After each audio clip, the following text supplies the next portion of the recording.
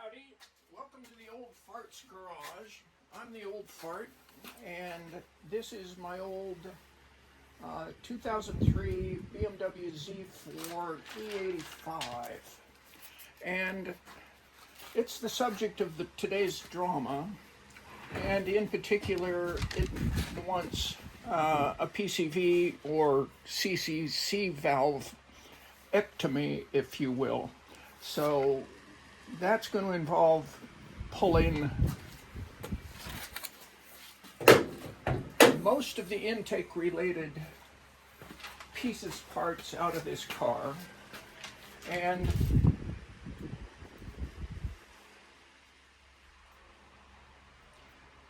it's worth watching this. There's a number of videos out there for doing similar stuff to a similar engine, but I don't think there's very many related to the Z4 in particular. And it seems to me there's a few instances in there where it's just a little bit different. So I will try to make this as speedy as possible, but I'm mostly doing it, not take a lot of pictures, so you get a view of what's going on here.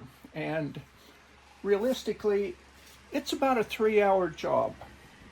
I'm gonna be going as far as pulling the intake manifold off, because if you see where the CCV valve is, it probably can be done without pulling the intake manifold, but there's a lot of good reasons for pulling the intake manifold, because there's a lot of vacuum connections, vacuum tubes, intake tubes, and so forth, which contribute to air leaks. So if you've got a bad CCV valve, you might as well go ahead and look at everything in the vicinity to make sure you're curing any and all current and potential vacuum leaks.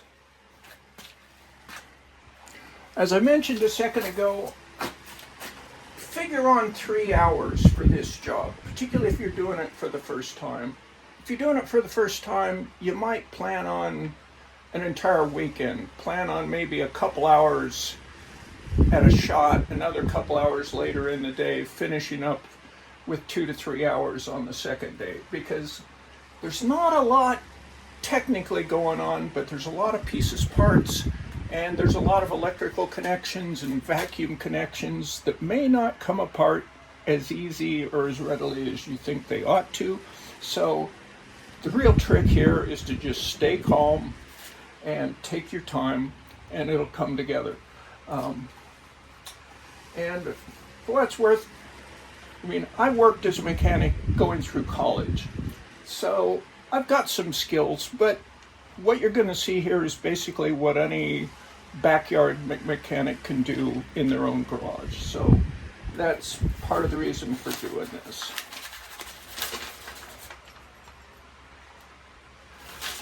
Let's take a quick look at, just to sort of keep this in perspective,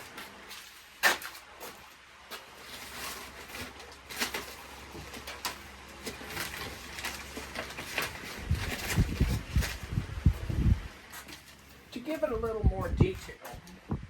Here's the PCV valve attached to this pipe, which comes from the top of the cylinder head, goes down under here, connects to the bottom of the cyclone, or the side of the cyclone, where it gets spun around and hopefully pulls the oil out. And this tube goes all the way down to the bottom of the crank, or to the bottom of the crankcase, to the bottom of the engine block, excuse me, and drains into the dipstick tube. And the clean air, ostensibly, comes out the top of this, which is again down under here, and comes in this tube, which connects directly into the intake manifold, and part of it goes into this tube, which connects to a thing called the air balance manifold, which is this, but you can't see it right now because it's buried underneath this little bit of vanity plating. And while we're here, something to look for. On some cars, there's a little tube here which I believe goes to the fuel pressure regulator on some cars. This is a real honest to God port. So the thing to remember to check for when we get to it in the car is it capped or not? I believe it's capped in the E86, but if not, we will find the tube that connects to it. So with that, let's get to work. The first step, at least for me, we have to get a few things out of the way, notably the air filter box, which is held on by a handful of clips, as well as a couple of cap screws here. It's going to connect to the airflow sensor here, and a couple of circular clamps on coming out of the airflow sensor and going into the tube that gets to the throttle control valve. So that will be our first step. So again, a couple of bolts here, some clips here, an electrical connector to the mass airflow sensor, and then a couple clamps to get this tube out of the way. After that, we'll move to this vanity plate on top of the engine, which has got a couple of clips. Beware, these are going to break. They are really crappy, fragile plastic. So there's a couple of those, and underneath there's a couple of nuts. We'll be able to pull that out of the way.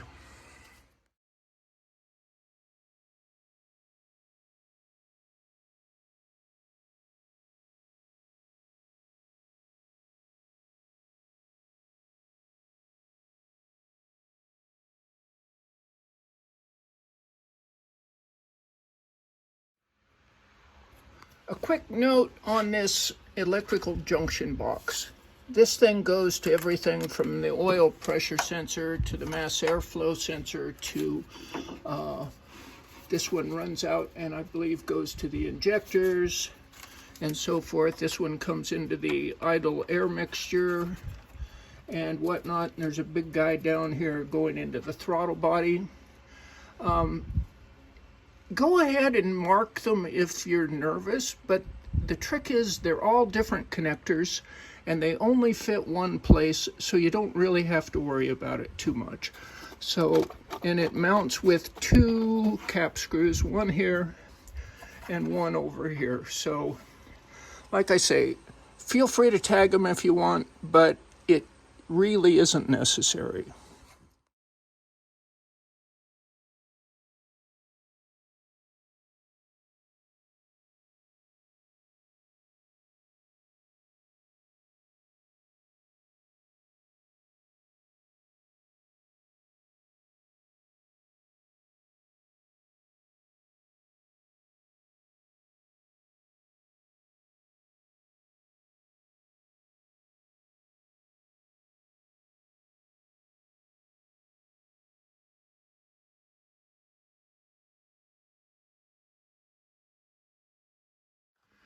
Okay, here for the first time, we're about, half hour, 45 minutes into the project.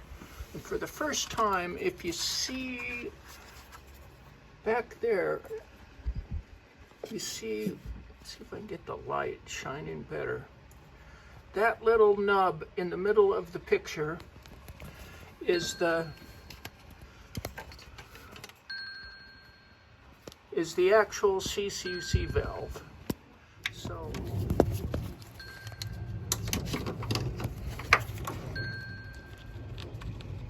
So that little nub in the center of the picture, behind this electrical junction box, to the side of the throttle body, underneath the greater intake manifold, that's the puppy we need to replace, and that's why we're almost for certain going to be removing the intake manifold.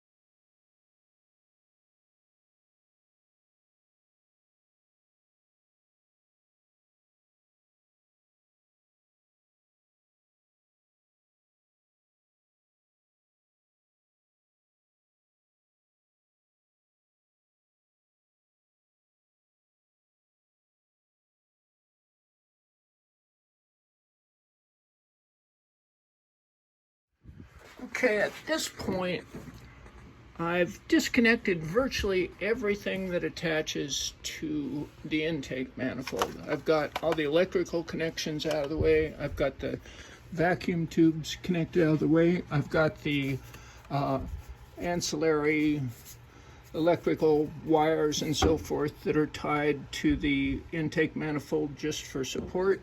The only thing I haven't done at this point is this tube, and I might unbolt it in a second. So at this point, we're going to move to the central part of the engine. We're going to pull the fuel rail and the fuel rail and the connectors to the fuel injection. So that's the last main step before we can pull the intake manifold.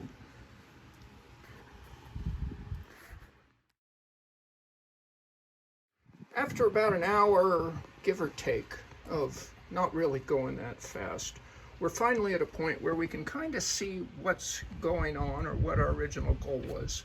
At this juncture, you can see this tube. This is where the dirty air, if you will, comes out of the top of the cylinder head and heads down to the PCV valve or the CCV valve, whichever you want. After the oil gets pulled out of that air, the clean air ostensibly comes back up into this tube and goes into the intake manifold, and a certain portion of it comes off of this little standpipe here, comes over to this end and connects into the balance air manifold, which then goes back into the intake manifold itself. So that's where we're headed. And a word to the wise, if these haven't been changed in quite a while, you might have to simply cut the connectors and break them off. They can get very brittle. But at this point, our next three steps are to pull the clips from the fuel rail, pull the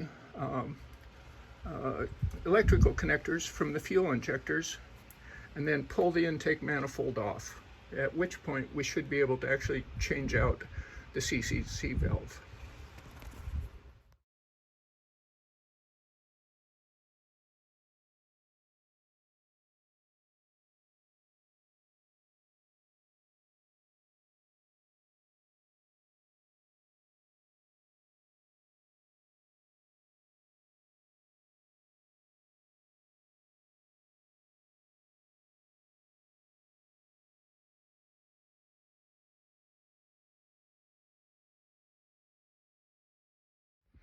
At this point, we have the fuel rail and the injectors out of the way. You can clearly see the tubing for the CCV valve coming out of the balance air manifold and going into the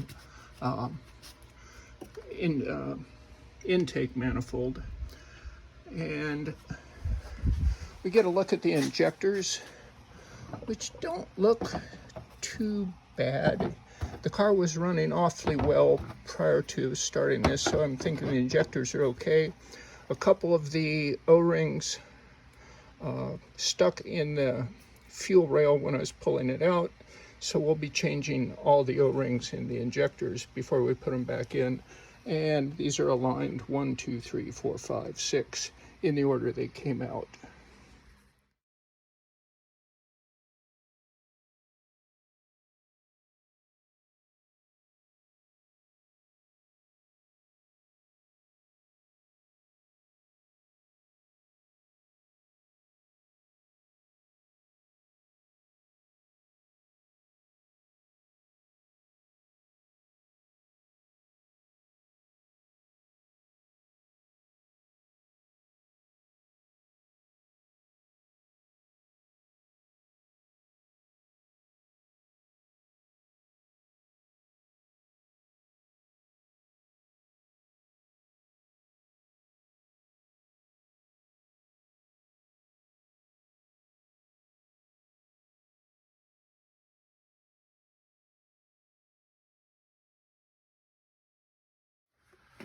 So now we have the intake manifold off of the engine. The key mounting points are the 1, 2, 4, 6, 8, 9 cap screws that are nuts that hold it on right directly to the manifold, and a 16 millimeter nut that holds the bottom part in to help stabilize it. You watch for the fuel pressure regulator, which comes off the bottom. And for this purpose, what I was trying to do was get away without removing the idle air control and the throttle body. And so far I've successfully done that. And we have this hose goes to the dipstick, this hose goes to the intake manifold, and these two hoses come from the PCV valve and come up to the intake manifold. So we'll work with those next.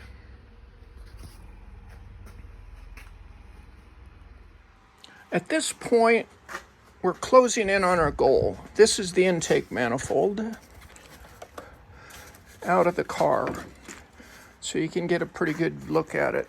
And right here, this is the CCV valve, and you can see the pipe coming from the intake, or from the valve cover, going down to the cyclone, and presumably the oil draining down to the dipstick. And then you see what is supposed to be the diaphragm that controls the flow up to the intake manifold and the air balance manifold. So this is what we've done, and contrary to some of the videos, we've done it without removing the throttle body, which saves a little time. And if you don't have to separate gaskets, don't do it, is my motto. So we're down here, and everything is actually looking pretty good. On the intake side of the head, I've cleaned off any debris I could, and I will clean it just a little bit further later. But the intake ports look pretty good, pretty darn clean. So I'm pretty happy with that. And it's worth looking while we're here. If for any chance, like if you haven't opened your car up in 10 years, there's the starter. It'll never be easier to replace than while the intake manifold's off.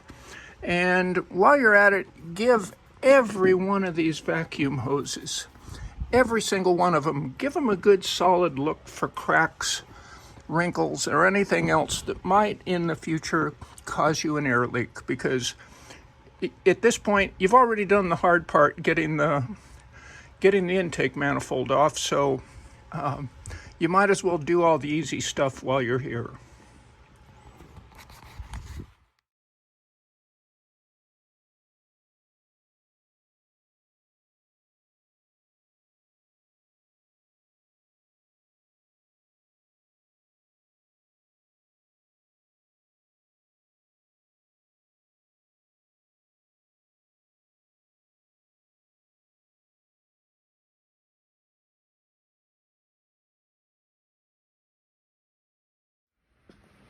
Well, I was wrong.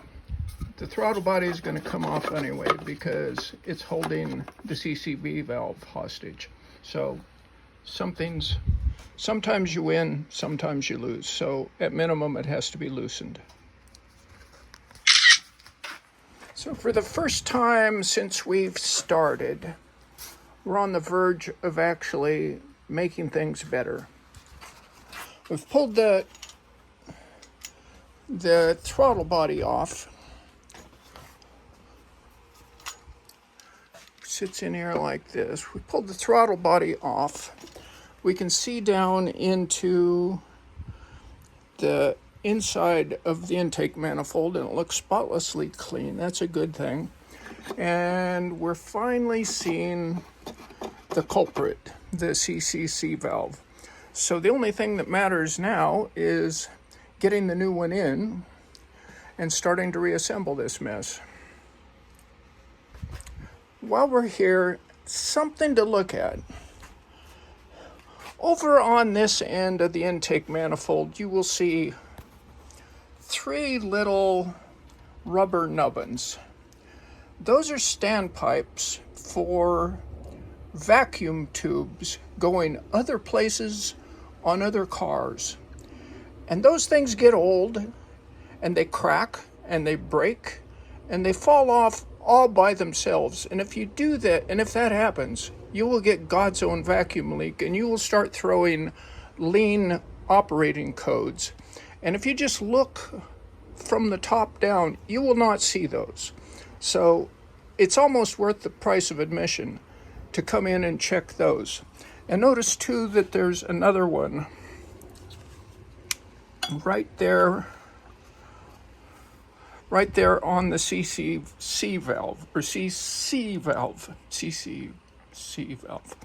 Anyway, so check the quality of those, because those can cause a lot of trouble.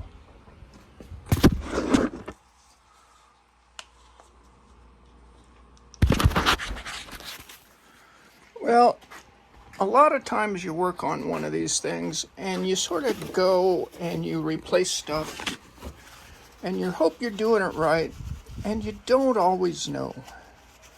And you replace parts and you sort of cross your fingers and hope that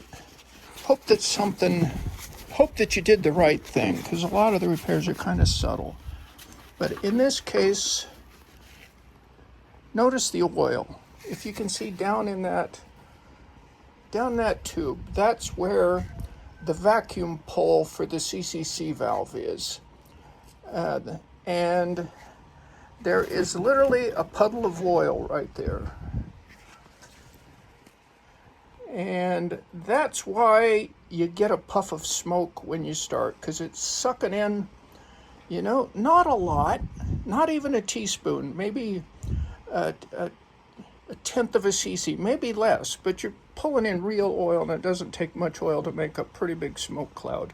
So this tells me we've addressed the right issue, and hopefully it is going to be a better car when we put it all back together. When I first started this project, I didn't think I would pull the balance air manifold, but after I see the amount of oil that is in the intake manifold, and I see the same thing going on in the balance air intake port, I think I'm going to pull it, and I'm going to run some solvent through it and clear the oil out of there, because what the heck, you can't be too careful. And I don't want to come back. With that, we have the balance air manifold pulled off, and it doesn't actually look horrible, but there is oil residue in there, so I'm going to blow that out. And most of it seems to be in the balance air slot, so this looks to be a good thing to have taken apart.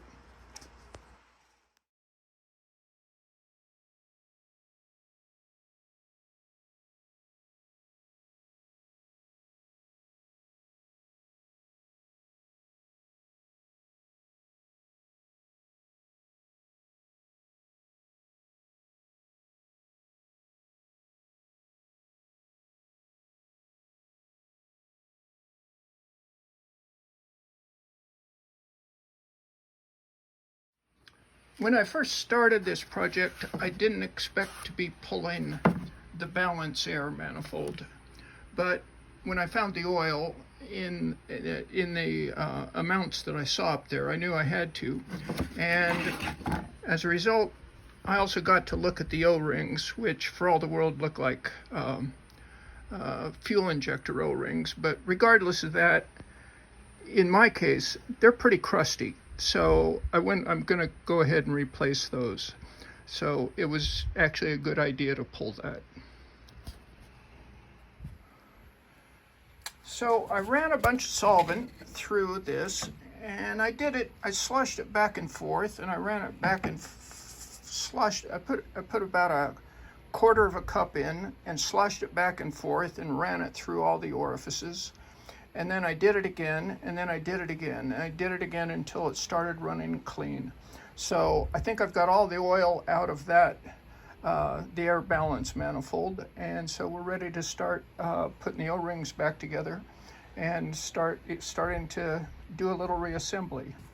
So at this point, I've taken Q-tips, just like you find in the bathroom, because that's where I found these, and I've cleaned the injector holes, injector ports, and I've also cleaned the ports for the air balance manifold. I've reinstalled the new O-rings on each of the standpipes, and I've coated all of that with a little bit of dielectric silicone grease, just to make things, just because I like things that just slide together nicely, and a little bit of that silicone grease is a really good thing to do. At this point, I have reinstalled the air balance manifold to the greater intake manifold, and I'm going to turn it over, and we're going to start putting the pieces back together. We're on our way back to fixed. I have now cleaned all the intake manifold gasket surfaces. I have reinstalled the balance air manifold. I have reinstalled the CCV valve, and I have the hose coming up to the balance air manifold, and I'm ready to install it as well as the crossover pipe. So we're actually making some progress here. At this point, I've used my trusty Q-tips and paper towels. I've cleaned all the intake manifold ports, so they're ready to have the intake manifold gasket installed. The balance air manifold is installed. The CCV valve is installed, and the hose coming up to the balance air manifold is in place, and I'm ready to install the two hoses that connect from the CCV valve to the intake manifold. And I'll be putting a little silicone grease on there to help them slide their way into spot. Well, we're now at that stage where it sort of looks like a mess, but we're actually pretty close to the end. Some of the video ran out while I was putting the gaskets and stuff back on the inlet manifold, or the on the manifold, and while I was doing that, there's sort of that boring stuff where I put the injectors back together, put the fuel rail back in, put the connectors to the connector, but that's not really related to what we're doing. But at this point, the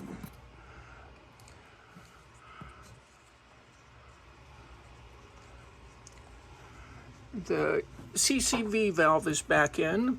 The hoses to the manifold are back in.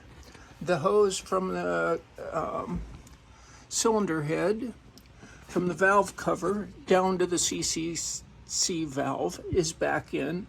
And it's important to remember that this one, at the top, the hose from the cylinder head to the CCV valve has a 90 degree at one end and a 45 at the other end. The 90 goes at the top end. The 45 goes into the CCC valve, and it's kind of a goofy fit. The length has to be pretty close. but the angles are just a little odd. Don't be afraid to twist it a little. By that I mean twist the fittings to get them to align better. They're press fit, but they're not actually glued in place, so they will move a little bit. So the last thing we have to connect to the CCV valve is the tube from the bottom of the valve, the oil drain tube, which goes to the dipstick. So at this point, I'm going to pull the dipstick out, and we're going to look at what's going on at the bottom. When you get the dipstick tube out, the drain from the CCV valve goes into this pipe here, which goes into a pipe that actually surrounds the full dipstick tube. And you can see that there's a couple smaller vents kind of around the side. So that's where the drain is supposed to go. And obviously, when the diaphragm upstream is screwed up, it doesn't necessarily get this far. But the good news on this one is this part doesn't appear to be gummed up. It doesn't appear to be affecting the drain of the oil. When we go back, when we go back in, there's an O-ring that fits around in the tube right about at the notch, which supposedly seals the dipstick tube. It maybe not. And there's also a couple of O-rings at the top of the dipstick itself, so keep those in mind. Might as well replace them. They're cheap, and when they break, you get air leaks and running lean codes. So we have it back together now. It's running just fine. Brake on, running about 900 RPMs at idle. No air leaks. No gas leaks from the injectors.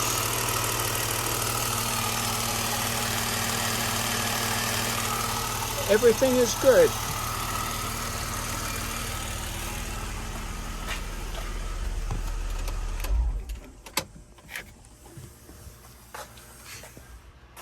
Another final note, a listing of tools and whatnot. I bought the kit from FCP Euro, of the full CCV valve changing kit, and that included all the tubes, the oil separator, and whatnot. And I amended that with some fuel injector O-rings, replacement clips, and so forth, just in case during the process something got broken, something couldn't be reused, and just in general freshening up that part of the car in general anyway. The kit also included new boots in critical areas, so it's a pretty good little kit, and I spent around $200 for that.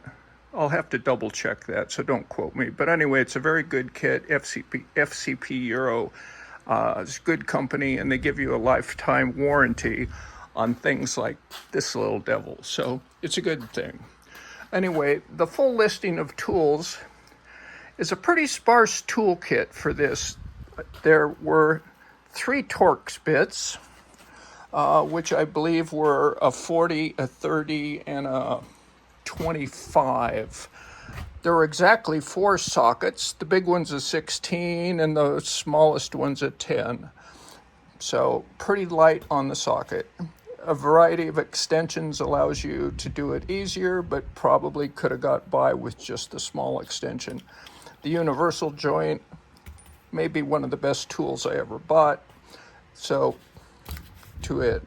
I also used a nut driver to get the clamps on the tubes, because I kind of hate doing that with screwdrivers, but if you want to use a screwdriver, this bit isn't needed at all.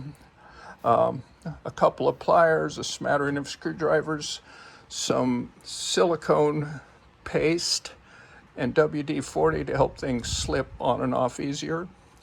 And a long time ago, I thought this was a fluff piece. I got it off of Amazon for about 40 or 50 bucks. And it just saves a lot of wear and tear on your wrist, turning things like manifold bolts and so forth. And absolutely critical if you're diving underneath the intake manifold on a BMW of this vintage and this sort of intake manifold layout, an assortment of vacuum caps, because there's at least 4 vacuum source pipes on the bottom of that manifold, and it's critical that all of those be properly sealed. So I think this is like 10 bucks or something on Amazon, so cheap at twice the price. Notice is it's a Z4. It's only about 3.5 inches off the deck. So to make life a little easier, I raised the car. I jacked it up and set one side on blocks. So that brings the car up a little bit so I don't have to lean over nearly as much, which I'm the old fart, so I don't like leaning over any more than I have to. A little post-mortem on why these things fail and how they fail. Let's start with the cyclone part of the device. The cyclone sits in the car upright, such as this, with the oil contaminated air coming in here.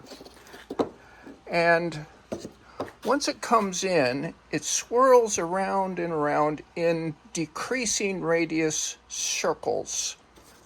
As you can see here, I cut it in half crossways. You can see that it comes in and decreasing radius, and in the final step, at the final hole, the air, ostensibly clean air, comes up this way and the oil drains down that way, headed to the dipstick tube.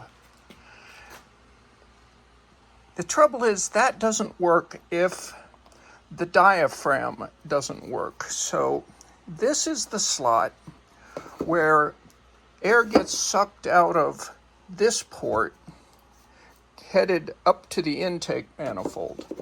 So the ostensibly clean air comes in the bottom and comes into this side of the diaphragm, which is held partly opened by the spring in low vacuum situations, and presumably the pressure, atmospheric pressure, because it's vented through this hole, pushes the diaphragm closed against this orifice when the vacuum pressure is too high, to prevent the vacuum in the intake manifold from simply overriding whatever it is the cyclone's trying to do. Well, in this one, you can see how dirty and crappy and rotten it is. And this is a car that gets regular 5,000 miles or less oil changes with full synthetic and all that stuff. So this is, but it's also a 20-year-old car, so it's probably natural for this sort of stuff to fail. So anyway, that's how it failed. And it's probably reasonable to expect a similar sort of failure for just about any BMW more than about 10 years old with this system.